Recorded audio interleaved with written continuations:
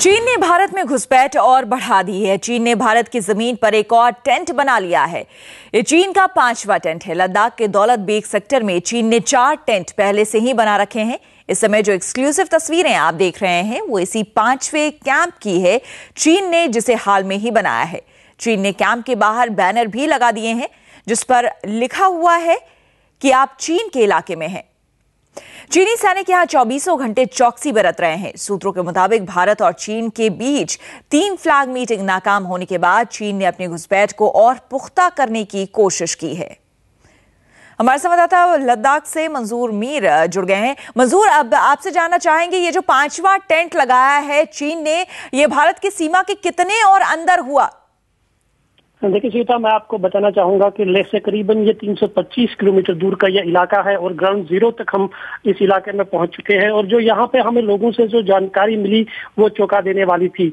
हालांकि जो 15 अप्रैल को जो है दौलत बेग ओल्डी में चीनी फौजी जो है वो घुसपैठ करके अंदर आए थे। करीबन 17 किलोमीटर तक वो अंदर आ चुके हैं और वो पूरी तरह से वहां पर जो है मोर्चा संभाले हुए बैठे हैं।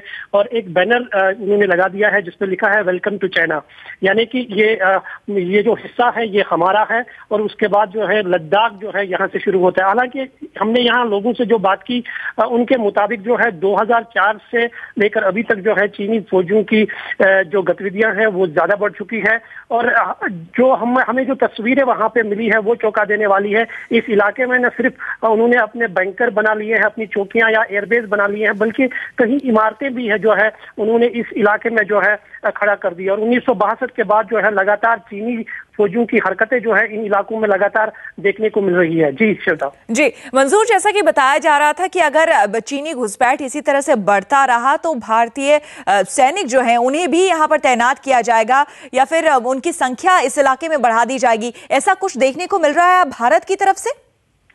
देखिए 15 अप्रैल को दौलत बेग ओल्डी में जो हादसा पेश आया, जो घटना सामने आई है, उसके बाद जो है भारत सरकार भी जो है सतर्क हो गई है। हालांकि जो हमें सूत्रों से यहाँ पे जानकारी मिल रही है, क्योंकि इस इलाके में जाने की अनुमति अभी तक नहीं दी जा रही है सेना या आईटीबीपी की तरफ से, लेकिन जो हमें यहाँ पे लद्दाख में जो जानकारी मिल रही है उसके मुताबिक सेना की कई कंपनीज को जो है इन इलाके में रवाना कर दिया गया है, आईटीबीपी को रवाना कर दिया गया है।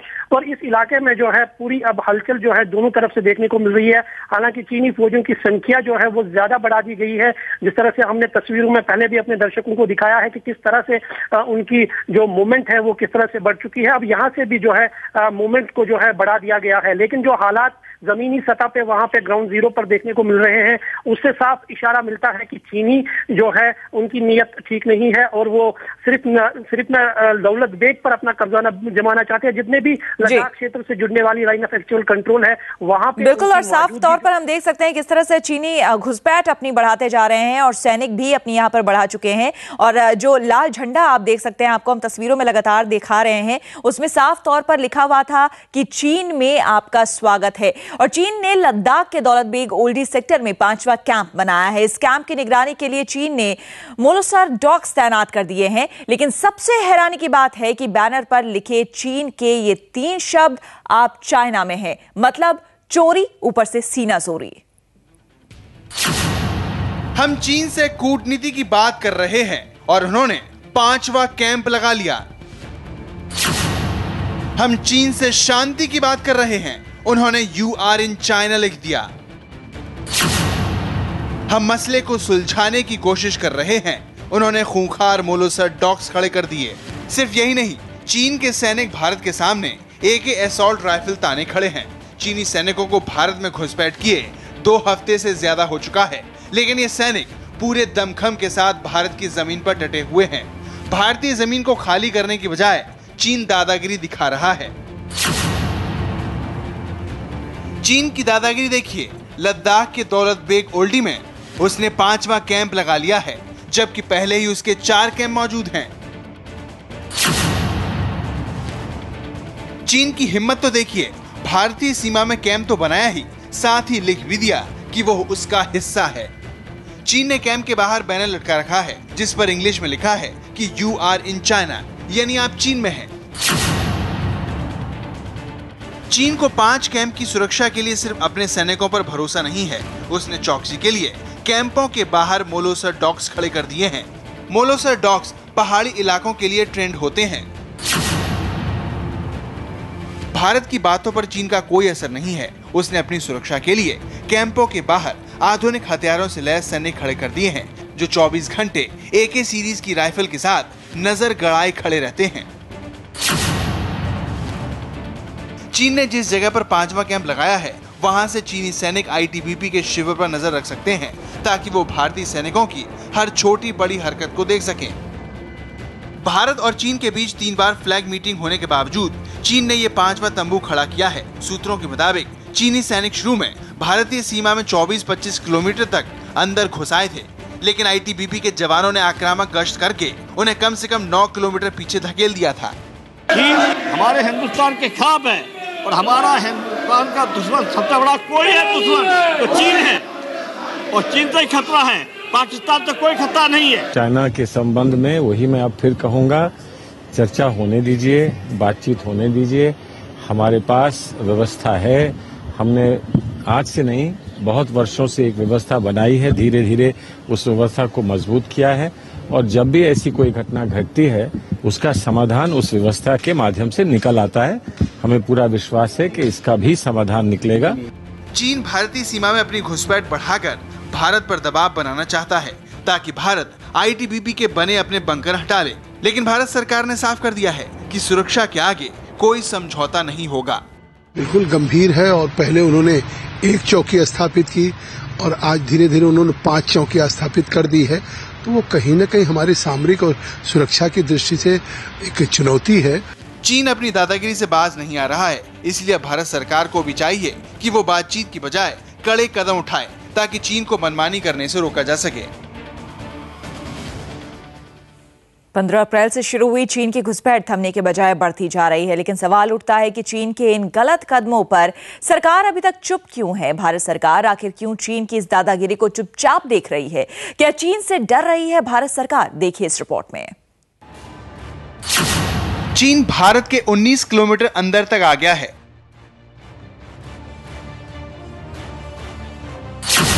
चीन ने भारत की जमीन पर 5 टेंट लगा लिए हैं, लेकिन भारत सरकार चुपचाप क्यों है? क्यों भारत सरकार चीन की दादागिरी का जवाब नहीं दे रही है? चीन से क्यों डर रही है सरकार?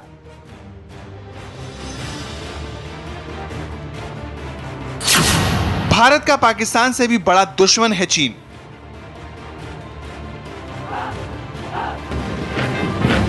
लोकसभा में चीन की घुसपैठ पर हुई बहस के दौरान कुछ ऐसे ही आरोप सरकार पर लगे। चीन की बढ़ती घुसपैठ के खिलाफ सरकार पर सबसे बड़ा हमला पूर्व रक्षा मंत्री और समाजवादी पार्टी के अध्यक्ष मुलायम सिंह यादव ने किया। मुलायम सिंह ने कहा कि भारत के लिए सबसे बड़ा खतरा पाकिस्तान नहीं बल्कि चीन है। इतनी कमजोर, इतनी डरपोक, इतनी कायर सरकार कभी नहीं आई। लोग कम से कम ये नहीं कह सकते कि हमारी फौज तैयार खड़ी। 19 किलोमीटर अंदर घुसाया है, अपनी सेना टेंट लगा दिए हैं।